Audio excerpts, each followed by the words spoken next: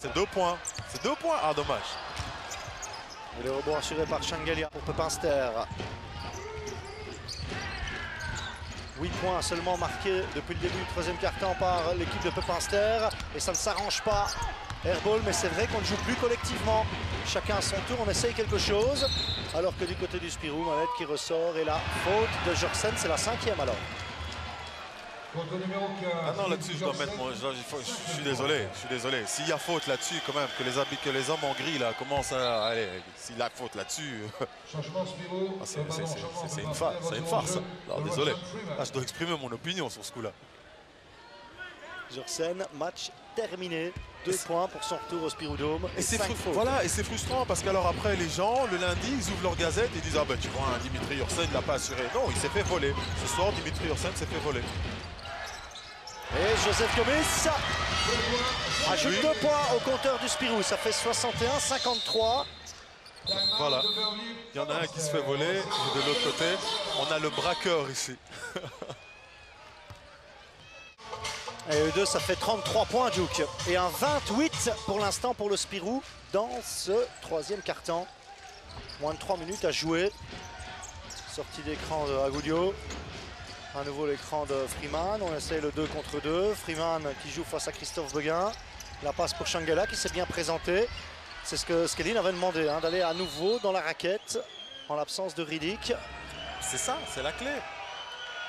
Mais maintenant, aller dans la raquette, c'est plus suffisant. Et là, on voit la différence. On voit l'adaptation des Spirou dans ce troisième quart-temps. Il reste 2 minutes 37 et il n'y a que 3 fautes d'équipe de part et d'autre. Donc, ça veut dire que maintenant, sur ce genre de fautes-là, en première mi-temps, c'est 2 points, c'est du lancer franc. Donc là, Pepinster arrivait à garder, je veux dire, ce petit coussin entre eux et les Spirou. Maintenant, non, ils doivent essayer de mais souvent, il y a des interceptions et nouveau ballon perdu. Green en transition à 3 points. Le long rebond est capté par Dominic Waters.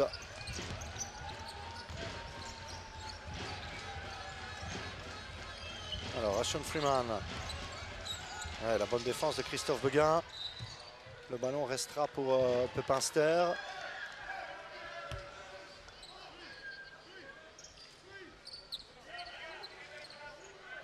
« 11 secondes de possession de balle. » Agudio qui vient chercher, qui donne bien à Freeman. Mais après, ça coince un peu. Voilà, ça devient chaque fois des actions individuelles. C'est bon pour Dominic Waters. Face à Joseph Gomis, 61-55. Moins de 2 minutes à jouer. Et ça ne va pas compter, il y a eu une faute offensive de Brian Green.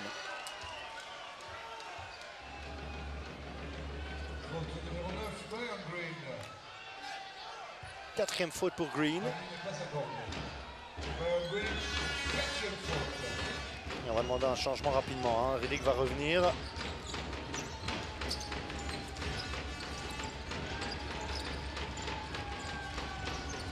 Agudio qui essaie de donner, mais on a Green qui est souvent dans les lignes de passe. Et Gomis en contre-attaque qui conclut.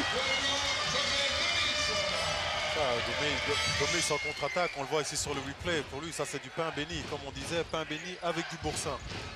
63-55, 1,25 encore dans ce troisième quart-temps.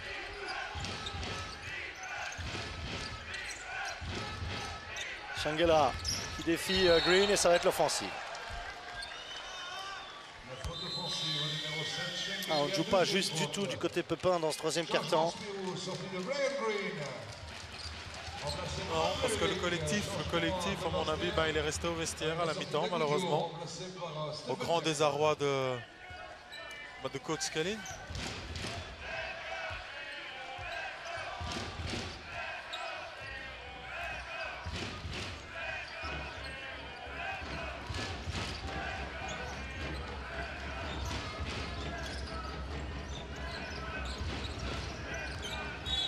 Et la faute de Freeman.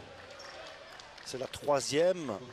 Avec Jorsen sorti pour 5 fautes, il faut quand même essayer de gérer un petit peu. Parce que les Pépins se font chaque fois battre sur le premier dribble. Chaque fois battre. Ils ne gagnent plus. Si on regarde maintenant sur les 3 dernières minutes, ils n'ont plus gagné 1 sur 1 contre 1 défensif. De lancer Joseph Gomis.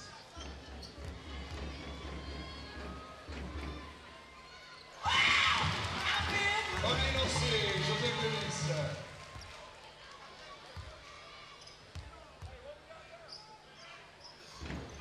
Et 2 sur 2 à la ligne de lancer franc pour Joseph Gomis, qui a planté 11 points, Duke, dans ce troisième quart-temps. On a un Damon Mallet qui en a planté 9, ça fait 20 points à eux deux. Les arrières du Spirou ont fait très mal dans ce troisième quart-temps à l'équipe de Verviers-Pepinster. Ah, le braquage. Et ça fait 10 points d'écart désormais, hein, 65-55. Ça n'en fera plus que 8 avec ce panier de Russell Carter.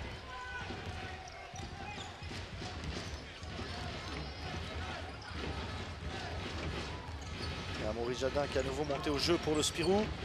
Broyles avec le ballon. On est patient, 10 secondes de possession de balle. La création de Jadin, la passe pour Gomis, qui va devoir tenter quelque chose, mais finalement le ballon lui échappe. Mais gagné derrière par Broyles. Broyles qui essaye d'aller déposer, c'est manqué. Pepinster récupère, il restera 6 secondes.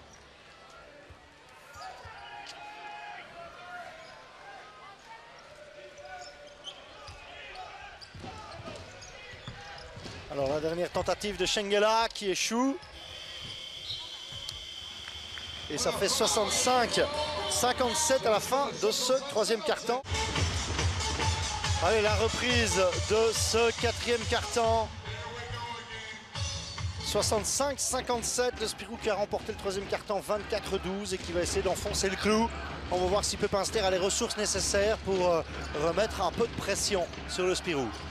Ouais, bon, c'est clair, il reste 10 minutes, le match est loin d'être fini. Hein.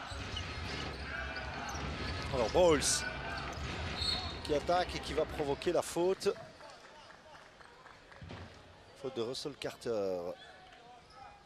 Faute numéro 14, Russell Carter. Première faute.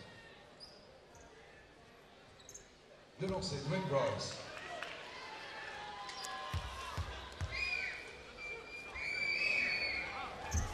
On avait parlé en début de reportage des pertes de balles. Ouais. A toujours évité. Il y a eu 10 ballons perdus par Pepinster dans le troisième quart-temps. Ils sont à 17 pertes de balles au total. Spirou n'a perdu que 3 ballons dans le troisième quart. C'est clair, la différence aussi, elle est là. Hein. Et puis je pense aussi, il faut quand même aussi souligner la défense des Spirou. Avec les pertes de balles, qui dit perte de balles d'un côté, dit interception de l'autre. Hein. Ourlik proche du block shot.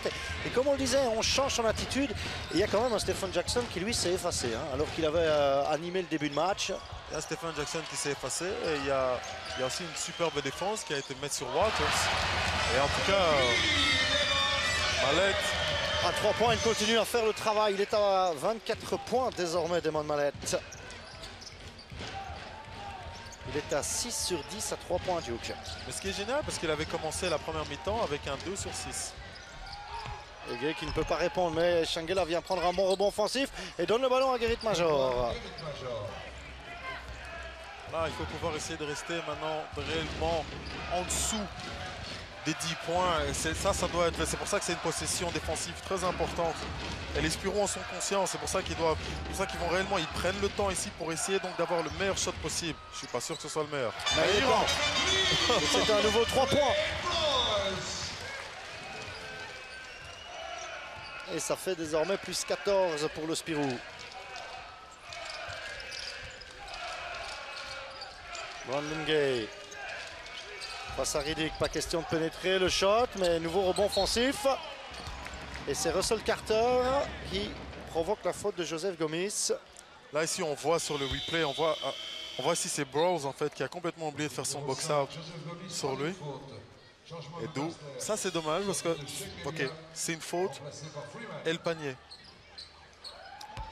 Donc ça veut dire que s'il connecte ça, entre guillemets, il a nié un petit peu les 3 points que Broyles vient juste de mettre. Ce qui peut sauver Pepinster aujourd'hui, Duke, c'est cette présence au rebond offensif. Hein. Ouais. C'est quand même assez impressionnant, 12 rebonds offensifs hein, conquis par les Pépins en 3 quarts-temps. On rajoute les deux là de ce début du quatrième quart, ça leur fait 14 rebonds offensifs. Hein. C'est pratiquement le total des rebonds pris tant en rebond défensif ou offensif que par le Spirou. Ouais. Gomis, on n'a pas sifflé de faute. On ressort pour Broyles.